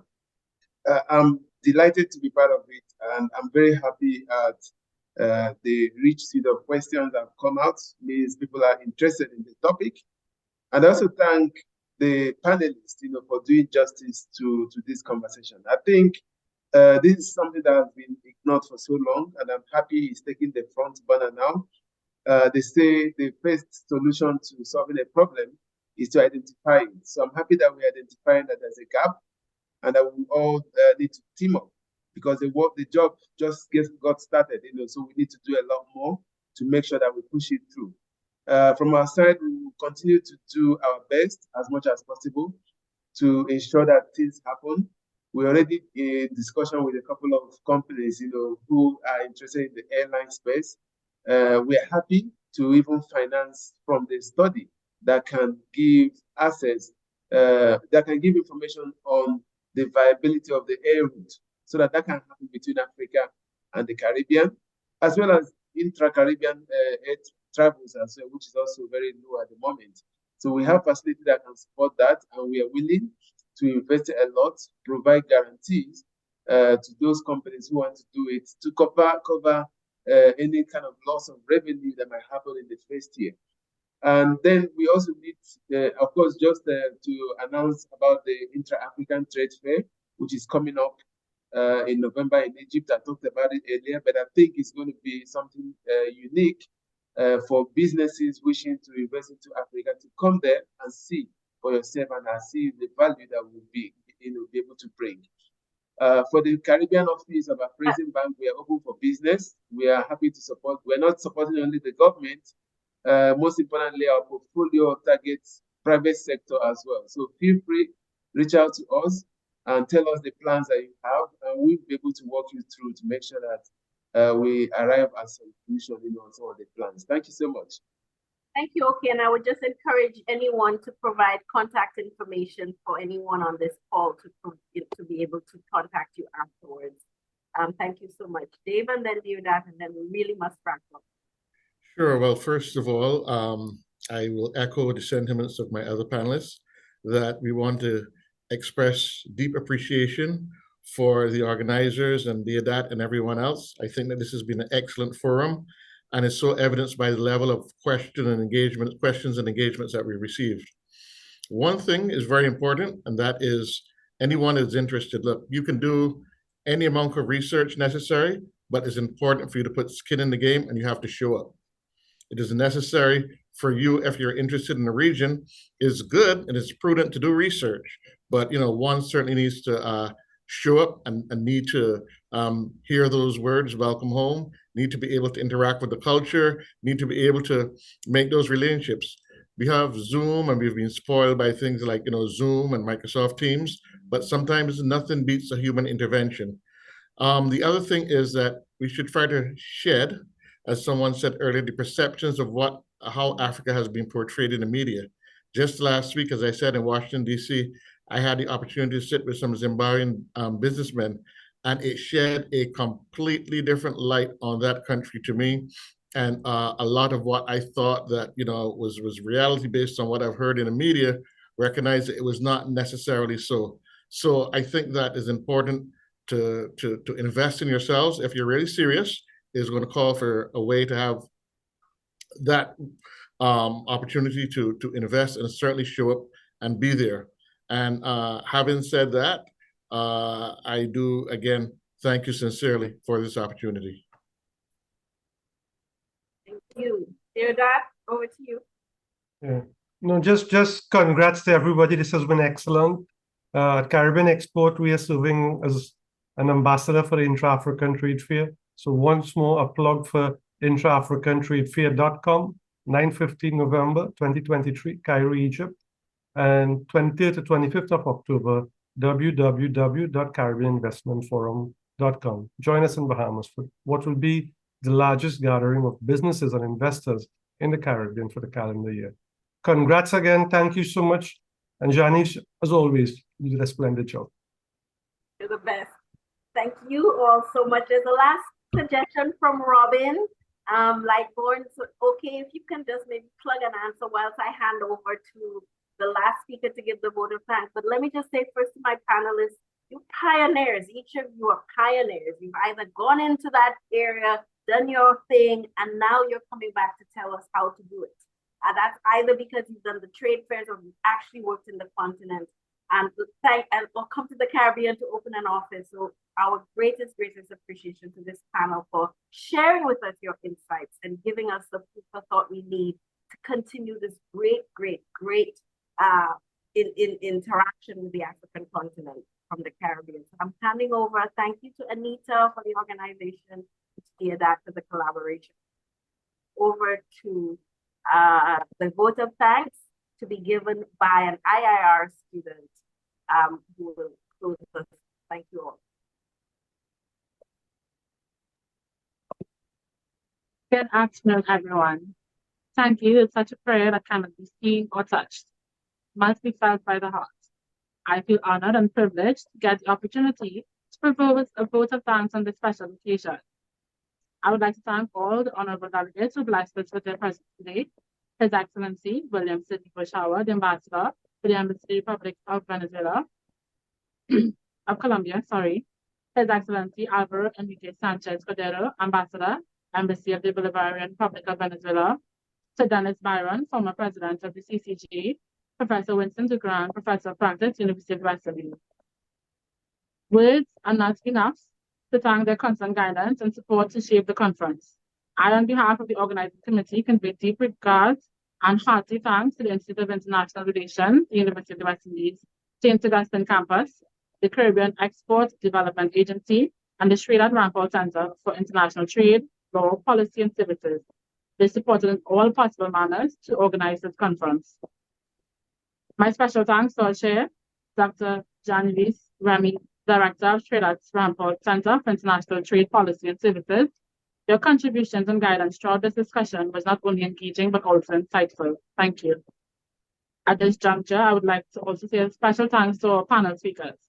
Mr. Eric Williams, former Minister of Energy and Energy Industries, Republic of Trinidad and Tobago. Your distinction of combining ourselves together is one approach which may yield the most positive results to provide support for our future. Mr. Okichiru Ijarika, Chief Operating Officer, Caribbean Office, African Export Import Bank. Thank you for sharing about the opportunities present for Afreximbank Bank in the Caribbean. Information well received and truly appreciated. Mr. Dave Sahadat, Founder and Director of Global Business Development, Global Integrated FinTech Solutions. He touched on many topics which hold relevance in expanding the global markets. Your sentiments are one I agree with. As much as Africa needs the world surely does need Africa.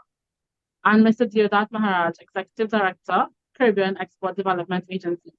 We really cannot do it alone, and your collaboration today proved that together we can achieve our intended goals. Today, my words are not enough to express the gratitude to these gentlemen who graced us with their informative and well-organized insights into the Caribbean business focus in Africa. I believe we are all fed and nourished with substantial information to guide us in future discussions. I would like to thank our beloved Head Interim Director, Dr. Anita Monsoot, for her constant help and guidance that radiated a source of energy within us. We will remain forever grateful to you, and we thank you for being with us today. I am very thankful to all our current and former faculty colleagues and non-teaching staff members who always stand by us and motivate us. I feel proud and thank you for making this event a successful one. An event of this dimension that surely could not have happened overnight. The wheels start rolling months in advance. We have been fortunate enough to be backed by a team of very motivated and dedicated student committees and volunteers. I cannot thank everyone enough for their involvement they have shown and the willingness they have expressed to take on the completion of tasks beyond their comfort zone. A special and heartfelt thank you to Ms. Tanisha Charles for her dedicated support and initiative shown, which today has made this seminar an astounding success. We appreciate all you do, Ms. Charles. To our marketing and communicating teams and our hands-on and engaged IT department for handling and navigating this seminar with such ease, we are grateful for your contributions. Thank you again to all who tuned in. Your efforts to interact with us and engage in today's seminar was greatly appreciated. If time is money, then today you have spent millions for us. Thank you all for making this event a success. Have a wonderful remainder of your day, and thank you for visiting. Take care.